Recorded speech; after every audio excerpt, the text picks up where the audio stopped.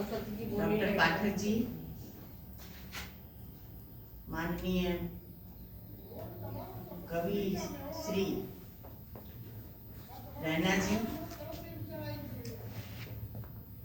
प्रिय डॉक्टर रक्षाबेन जोशी,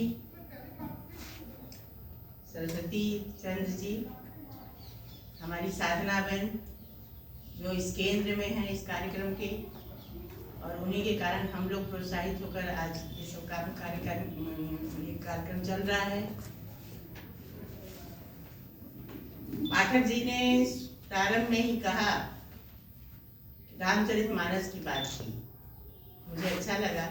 मैं भी उसमें से एक उदाहरण देके आगे अपनी बात को बढ़ाऊंगी। तुलसीदास ने अपने रामचरितमानस में लिखा है, कवित विवेक एक नहीं मोरे, सत्य कहूं लिख कागज गोरे। बस यही कार्य किया है रैना जी ने कि उन्होंने यथार्थ में जो देखा, चीख कान में आवाज पड़ी और खुद भी चीखे, और उसी चीख में अपने यथार्थ को लिखते रहे। ठीक उसी तरह जिस तरह प्रेमचंद्र जी के लिए कहा गया है कि कलम के सिपाही, तो सचमुच आप भी लिखने के मालिक हैं। तभी इतना अच्छा कार्य उन्होंने किया, और उस सुंदर कार्य को साधना जी ने कश्मीर से सीधा गुजरात में पहुंचा दिया। इतना बड़ा काम किया। और अनुवाद करना सरल नहीं है, बहुत अच्छा बताया है आपने। अनुवाद करना बहुत ही कठिन है। कहते हैं आपने सब कुछ बता दिया, मुझे अनुवाद के बारे में कुछ नहीं करना है, लेकिन अनुवाद है पर काया प्रवेश। पर काया प्रवेश है, उसमें दूसरे की काया में प्रवेश करना होता है, तब अनुवाद की लिए लिखनी चलती है, छोटी मोटी बात नहीं है। तो इतना सुंदर कार्यक्रम हुआ जिसकी तो मैं विचार ही नहीं कर सकती थी। एक कहावत है हिंदी में, भगवान देता है तो छप्पर फाड़ कर देता है। मेरे साथ भी कुछ ऐसे हुआ। मैं यहाँ नहीं बैठने वाली थी, मैं उधर बैठने वाली थी, लेकिन दोपहर में फोन आया मुझे कि ऐसा है मालती बहन। मैंने कहा रही बहुत लोग मिलेंगे, हमें क्यों आप कह रही हैं? नहीं, आप विद्यापीठ की हैं ना। तो मुझे अच्छा लगा। मैं इस विद्यापीठ में 38 साल मैंने काम किया है। 23 साल मैं शिक्षण महाविद्यालय में थी, 15 साल एज ए विभागाध्यक्ष, और उसी में 4 साल बीच में संकाय अध्यक्ष थी। नौकरी मैंने पहले यहीं शुरू की, इसी धरती पर 73 से, और 11 तक मैं यहाँ कार्यरत रही। पाठक जी हमारी सोसाइटी में हम लोग साथ में रहते हैं। बड़ी खुशी हुई कि सरस्वती नगर के हम 2 लोग हैं, और आज सरस्वती चंद्र हमारे सामने बैठे और हमारे सामने हमारा बेटा जैसा एक डॉक्टर जयराज पंड्या भी हैं, जो इस कार्यक्रम में पूरा हमें सहयोग उन्होंने दिया है।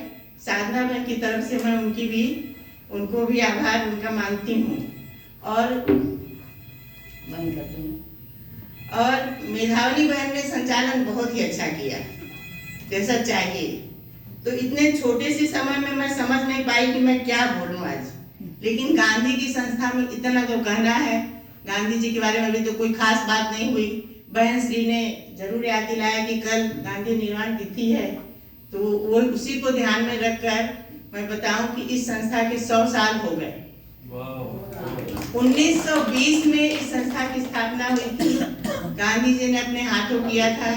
और उसके ठीक 4 साल पहले 1916 में बनारस हिंदू यूनिवर्सिटी की स्थापना मालवीय जी ने किया। उसके 4 साल के बाद यहाँ स्थापना हुई। मैं बीएचयू से पढ़ के आई हूँ 16, और अब मैं मालवीय संस्था से गांधी संस्था में मैं 38 साल, वो मेरा अध्ययन क्षेत्र था, ये अध्यापन क्षेत्र था। अब समय बहुत कम है, मंजूरी यहाँ आके कह दिया गया कि टाइम हो गया है, तो इसलिए मैं केवल गांधी की एक कविता आपको सुनाती हूँ। इसी विद्यापीठ पर है और मेरी अपनी है। बहुत अच्छा, इरशाद है, इरशाद।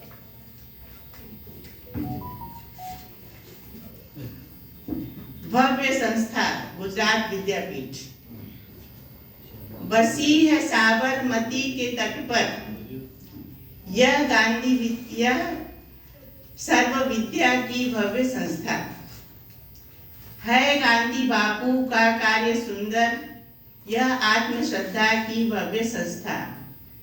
यहाँ की है यह पुनीत शिक्षा, यहाँ की है यह पुनीत शिक्षा, करे जो मूल्यों की योग्य रक्षा। यह प्रौढ़ शिक्षा का केंद्र अद्भुत, यह सर्व विषयों की भव्य संस्था है। योग इसमें, प्रयोग इसमें, शरीर श्रम का सुयोग इसमें। यहाँ योग की पढ़ाई भी होती है योग इसमें, प्रयोग इसमें, शरीर श्रम का सुयोग इसमें।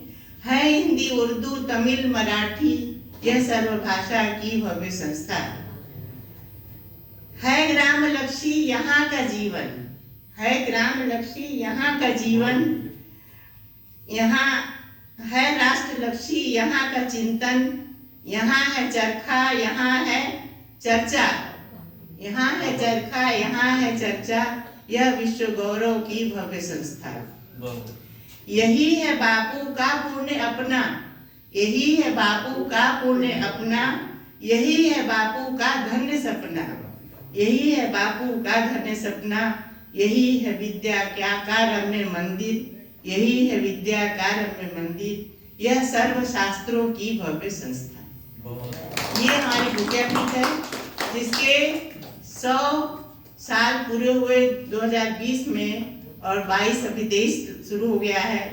कुल 102 साल की ये संस्था हमारी हुई, जिसमें आप सब यहाँ आए हैं। मैं संस्था की पूर्व अध्यापक हूँ, आज नहीं हूँ।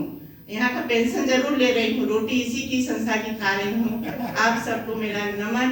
मैं आभार मानती हूँ कि कश्मीर का कार्यक्रम आज यहाँ हुआ है, और रैना जी से कहती हूँ अगर वो पुस्तक देंगे तो मैं जरूर पढ़ के उसकी समीक्षा लिखूंगी और गुजरात के मैगजीन में छपवाऊंगी और फिर आपको भेजूंगी। क्योंकि मैंने इस कविता पुस्तक को पढ़ी नहीं तो मैं कुछ बोल नहीं पा रही हूँ, लेकिन हमसे एक बहन ने कहा कि आप खाली अहिंसा के बारे में बोलिएगा। मैंने कहा अहिंसा के बारे में बोलने के लिए बहुत टाइम चाहिए, तो इससे अच्छा है कविता सुना दें। तो आप सबको नमन, विद्यापीठ की तरफ से मैं आप सबको नमन, आप सबको वंदन, और यहीं पर अपनी वाणी को मैं विराम देती हूँ। बहुत